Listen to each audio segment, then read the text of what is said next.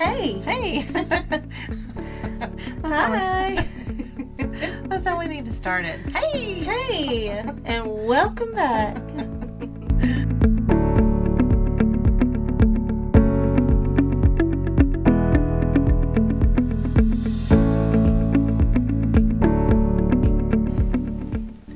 Hey, and welcome back to the All My Love Lucy podcast. We're so glad you're here with us for episode number 27. Oh, yeah. Thank you all so much for joining us, and thank you for all your love and support so far. Yes, thank you so much. We appreciate it all. And if you're a first-time listener, welcome. We hope that you will start with episode number 1. So go back to episode number 1 if you want to catch up with everything we've been talking about so far. This is more like a series podcast, so it's going to make a lot more sense if you go back and start with episode number 1. Also, we have some exciting news, and we have a little bit of a challenge coming up, so stick around to the end. We're going to give you details on that. We're going to ask for your help in sending some things to us, so we'll let you know more about that here in a few minutes. It's definitely going to require viewer submissions. So if you're someone who enjoys that type of thing, just make sure you stay till the end. And don't forget, we will have an uninterrupted reading of the letter at the end of every episode. So, are you ready? Yeah, I'm ready. Are you ready? I'm ready. Let's get started with letter number 27. September 7th, 1944. My darling Jimmy, I expect you will be surprised to get another letter from me. But I do want my sweetheart to get a letter on his birthday, so I am writing a few lines tonight. So she sends him a birthday card. Oh, and we so have sweet. it. Yeah, we have it. But I'm going to wait and show that his birthday is on the 12th, and she writes him a letter on the 12th. So I'm going to save that for that episode. Okay. And show the birthday card. It's real sweet. Mm-hmm. Aw. She goes on to say, I was very happy this morning to receive another letter from you. Well, darling, we are all very bucked with the war news, and I think it will soon be over. What do you think of the enclosed cutting? I wonder how will it affect you?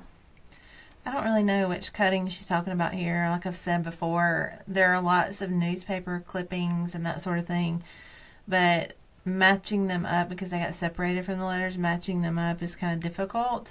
But the war news during this time, there were some major victories that were happening, and that would have been reflected in the newspaper headings. And so I just wanted to go over a few of those because this is significant in history.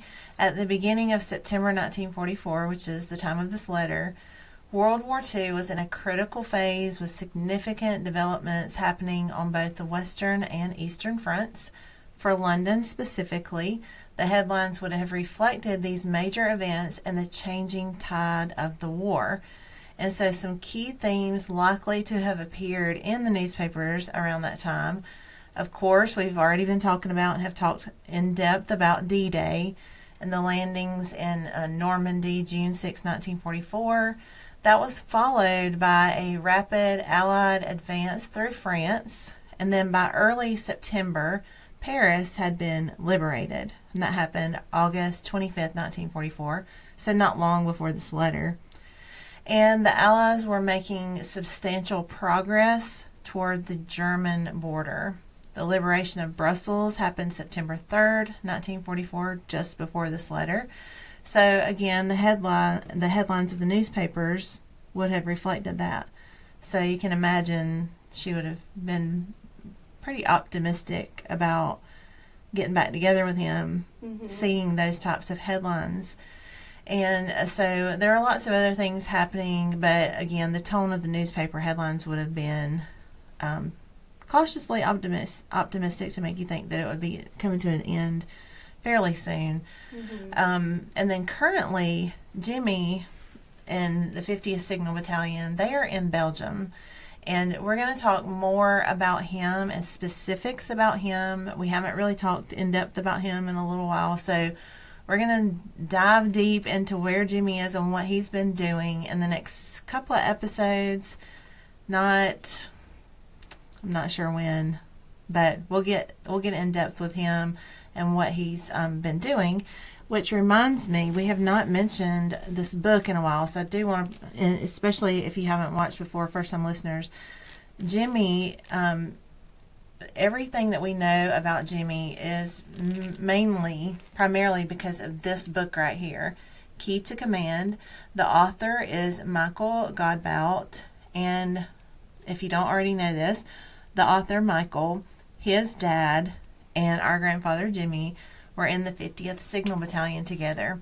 And Michael wrote this book, Key to Command, and it's all about the 50th Signal Battalion and their journey from Iceland all the way to Germany, everything that they were doing, everything they were involved in. It's been a roadmap to everything that any question that we have, where's Jimmy? What's he doing? What's he involved in?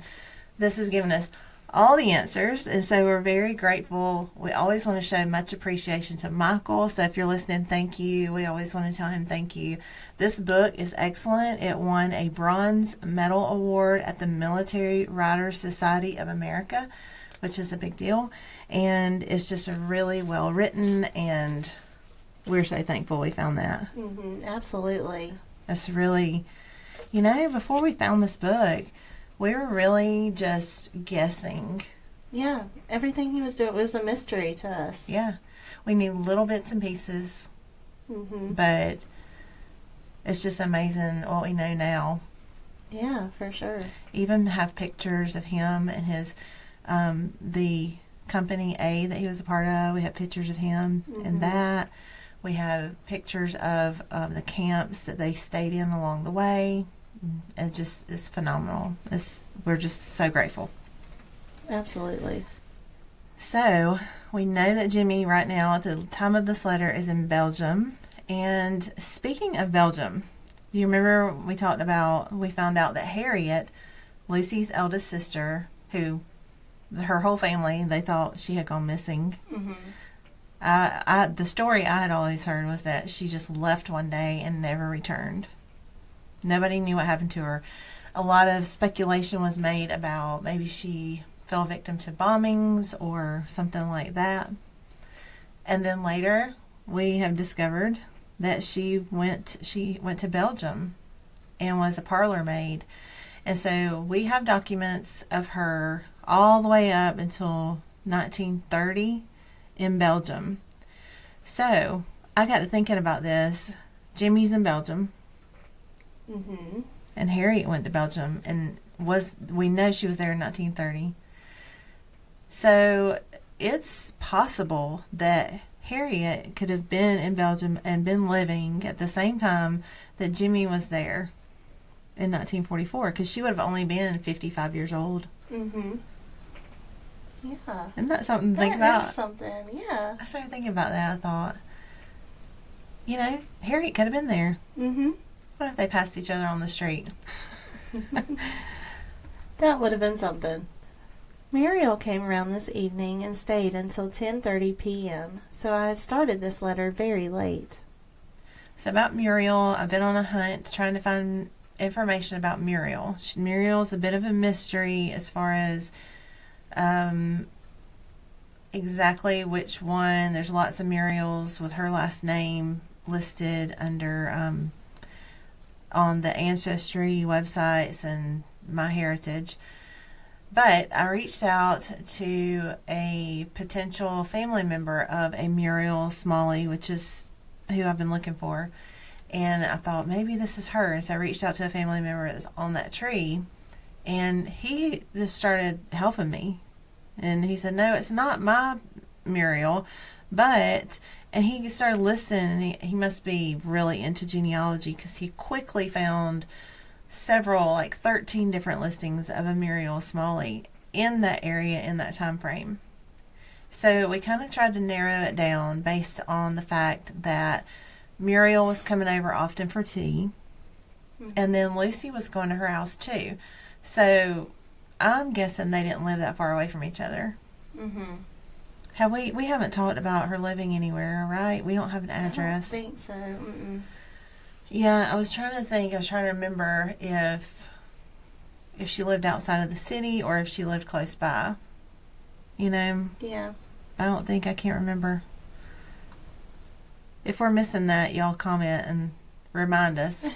But I I don't think so. Anyway, talking to this guy, he narrowed it down to really one potential confirmation of Lucy's Muriel. Mm-hmm. And so I'm still digging on that, still trying to see if that's really her.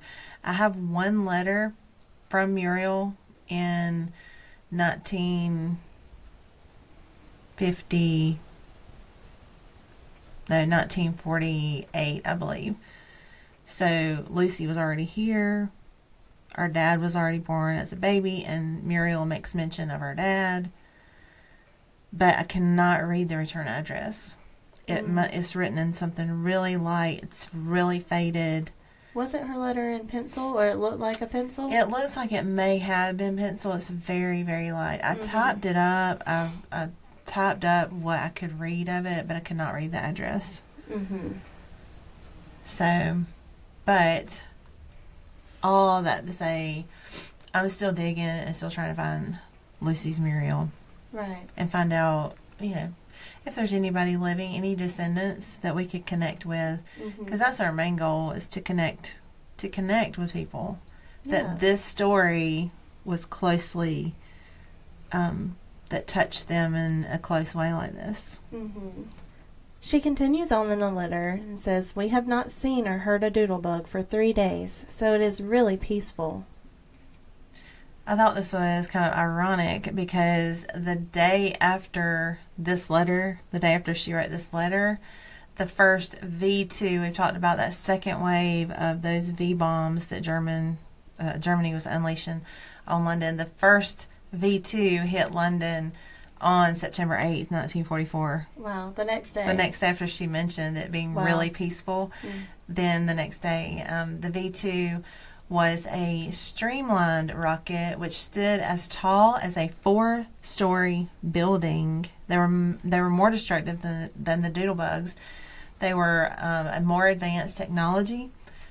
They were powered by a rocket engine burning a mix of alcohol water and liquid oxygen.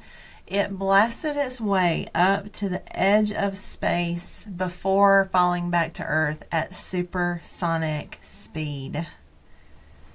Wow. Yeah. And so Lucy mentions that. I'm smiling. I'm not smiling because I'm like, hey, this is exciting. It's mind-blowing to me. It is. And especially in those times. Right. Yeah. So things like this are just, they blow my mind. But Lucy mentions these V2s later on, and we'll discuss them more in depth at that time when she brings them up. But the V2s, the doodlebugs made that motorcycle sound that sounded like a motorcycle, and then the engine would cut off. They were terrorizing because the engine would cut off, and the people knew when it went silent that they had 12 seconds to take cover. So you can imagine the panic and the terror that would cause by hearing that engine go off. Like, you hear it coming, you don't really know where it will fall, but when that engine goes off, if you're close by, you've got 12 seconds. But she talks about how these V2s, they're not better, obviously, they're more destructive, but they don't create that situation like that of pure terror like that because they were silent. And they were dropping to the earth at supersonic speed, so you just didn't hear them coming. So, but so they didn't create that panic like when the doodlebug engine would stop, which Lucy refers to later. "I wish my darling old man were here to keep me up late. I miss him so much. Do you remember the time you came to see me and sat in the armchair with me until you started to fall asleep? I think it was about 1:30 a.m. before you went to your hotel, but I did not want my darling to go because I was so happy and snug with your arms round me." There's no armchair mentioned again. That's so funny. So I got to think about this too. Him staying at a hotel. I think I assumed that he stayed with her when he visited. Yeah, I think we did. We assumed that. I really assumed. And I guess probably during that time frame, socially, that would not have been very acceptable, or, she probably wouldn't have wanted things to look a certain way by him spending the night. You know what I mean? So, but I had just assumed, I thought he would surely come up there and stay with her. Right. But, so then I started digging, because I thought, well, where did this American soldiers, where would they have stayed when they had leave and they came to London? Which hotel would he have stayed at? Or would they all come and stay at one, or, whatever. And so I read a little bit about the Red Cross Club being a place where the American GIs would stay when they visited London. But I'm not sure exactly. Of course, we don't have a name. She doesn't name it. I don't believe in any of the letters in the future that I've read. I don't believe she names it then either. But you know who might know? Who? Michael. Michael Godbout. And it could be in the book too. I'll have to go back and look, previous, like in before May of 1944. I'd have to go back and look in the book. Anyway, we'll work on that. But I did read that a few notable hotels where American soldiers may have stayed at some of these places. The Savoy Hotel, which is one of London's most luxurious and famous hotels. The Waldorf, if I'm saying that correctly, Hilton, and it is another high-end establishment where soldiers often stayed. It had a reputation for offering great service and comfort, and its location made it easy to access many of London's attractions. I'm not going to try to read some of these, but the Ritz Hotel, the Cecil Hotel, I don't know. You think now those places would be very, very expensive to stay at. During wartime, that long ago, I would love to dig into that a little bit more to find out, what the situation was. At all soldiers? Was it a certain rank of soldiers? Was it, wonder if he stayed at the Ritz. That would be interesting. That would be interesting. But the Red Cross Club was a place where a lot of them would stay. So I'm thinking it was probably somewhere like that. But I feel like if it was the Ritz or somewhere fancy like that, Lucy would have mentioned that. Yeah, I'm sure she would. I feel like if it was some named famous place, that she would have, instead of saying it was 1:30 a.m. before you went to your hotel, I feel like she would have said back to the Ritz. You know what I mean? Yeah. As detailed as she is about certain things, I feel like she probably would have said that. Right. Yeah, I agree. Anyway, that's my story. I'm sticking to it. Well, dearest, I am looking forward to your next letter, and I hope this finds my sweetheart well and happy. With all my love, from your very own, Lucy. P.S. I am always looking at your picture and thinking of you. The emotion that you think, when you think about this, the emotion of the times then, and the forms of communication that they had compared to today. We have instant, we've talked about this multiple times, we have instant communication, we have instant photos, we have instant video, we have all these ways of instantly seeing people. But when you think about, and I mean, I can remember having to wait on letters and only being able to talk to someone on the phone. If you wanted to see them, you actually had to go be there. Or if you had a picture made, it would take a week or so to get it back. Not a month or two like she did, but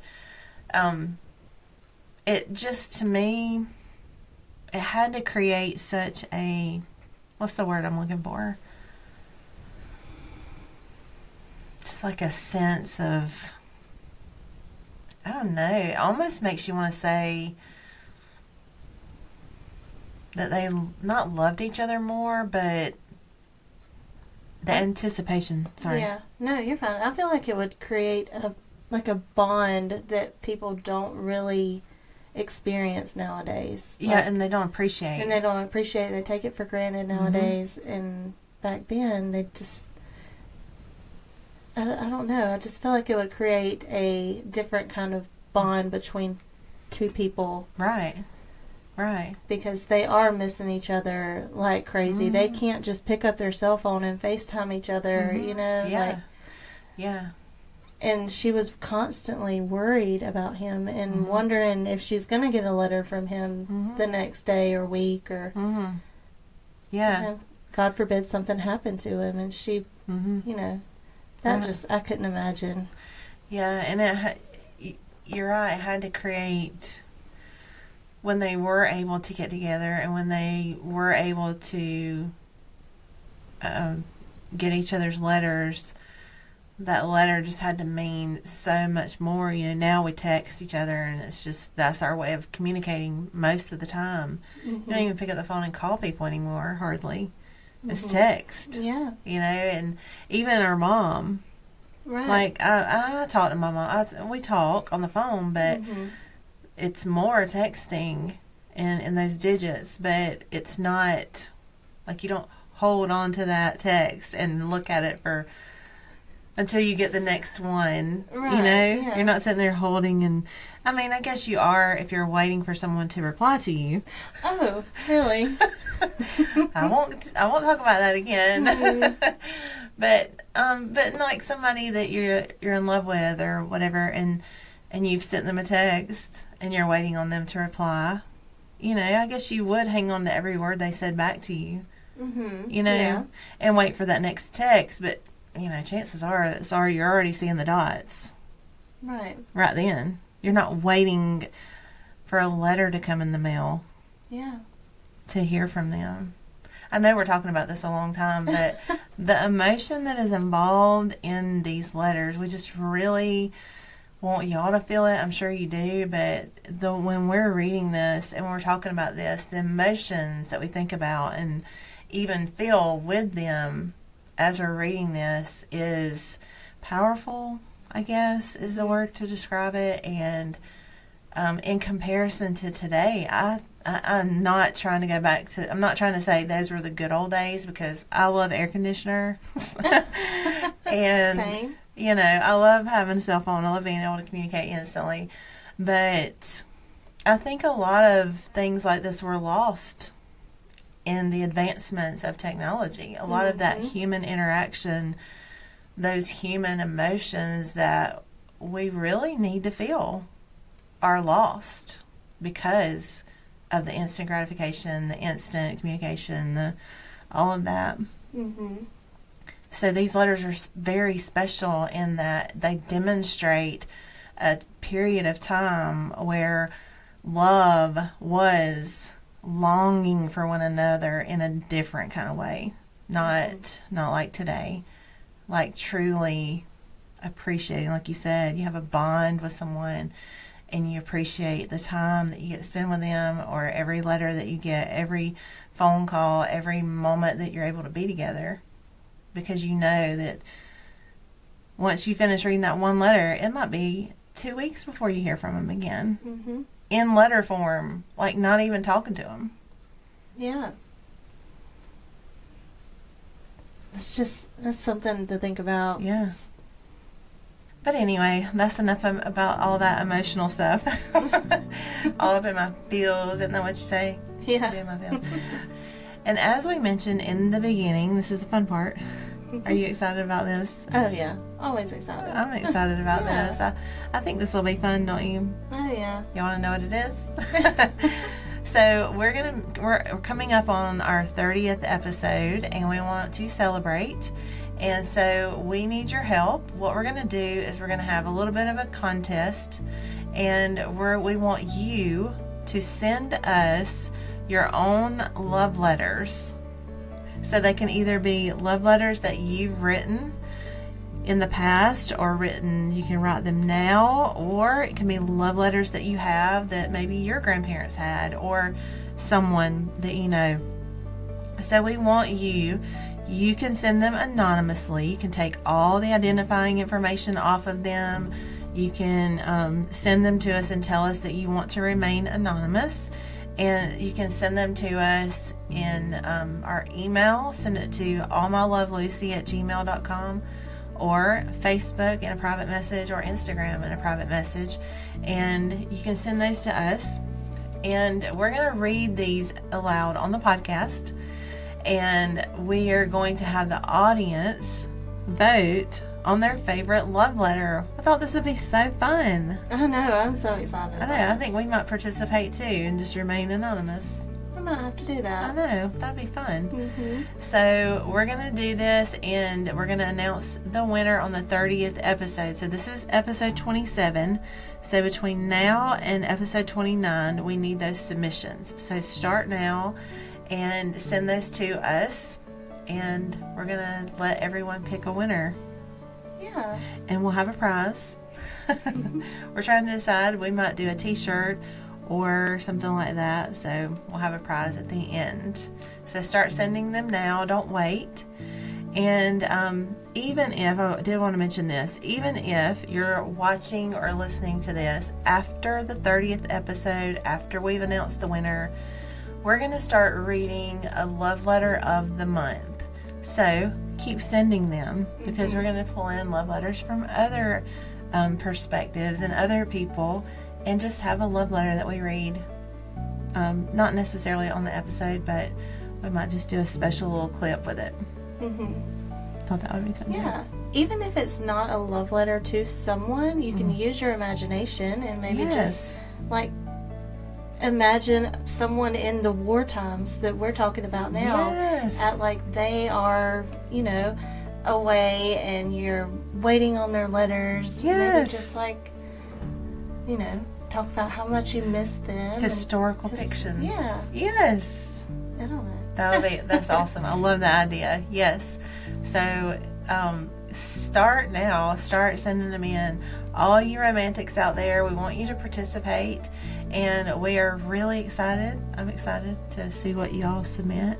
Yeah. And that's a great idea. Yeah, it doesn't even have to be real, or you don't have to write it to someone. Right. I love that idea. Put yourself in their shoes, of someone in the 1940s. Yeah. World War II. Yes. So we continue on this journey with Lucy and Jimmy, and the details of their life and their longing, their love that they have for one another, and all that they're doing while they're apart.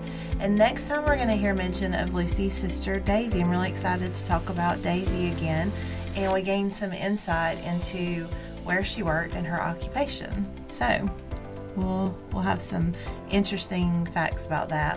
And don't miss any of our upcoming episodes, because we still have a lot of information coming your way. It's 1944 in September right now.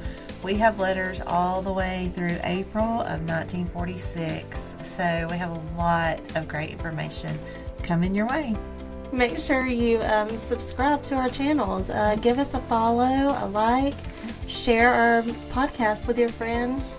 Our email is always open at allmylovelucy@gmail.com. We would love to hear from you if you have any questions, comments, insights.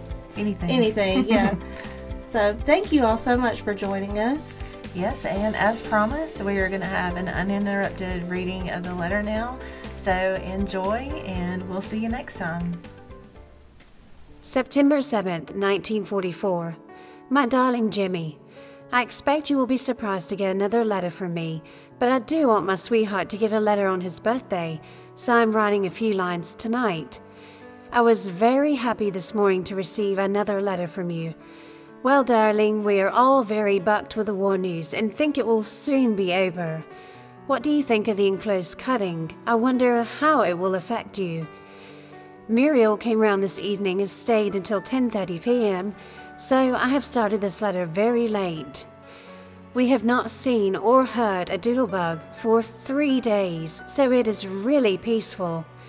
I wish my darling old man were here to keep me up late. I miss him so much. Do you remember the time you came to see me and sat in the armchair with me until you started to fall asleep? I think it was about 1:30 a.m. before you went to your hotel. But I did not want my darling to go, because I was so happy and snug with your arms around me. Well, dearest, I'm looking forward to your next letter and hope this finds my sweetheart well and happy. With all my love, from your very own Lucy. P.S. I am always looking at your picture and thinking of you.